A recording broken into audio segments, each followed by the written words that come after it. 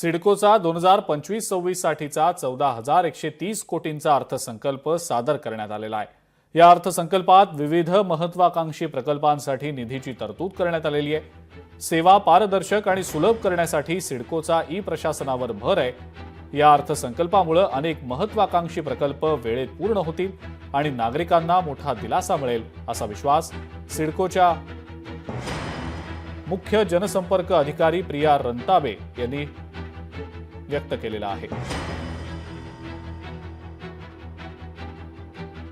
सिडकोच्या इतिहासात पहिल्यांदाच 14,130 कोटींचा बजेट हा सादर करण्यात आलेला आहे आणि या बजेट अंतर्गत सिडकोचे विविध प्रकल्प जसे एअरपोर्ट, मेट्रो, नैना, सगळ्यांचा जिव्हाळ्याचा विषय म्हणजे सिडको हाऊसिंग या सगळ्या प्रकल्पांसाठी भरीव तरतूद करण्यात आलेली आहे।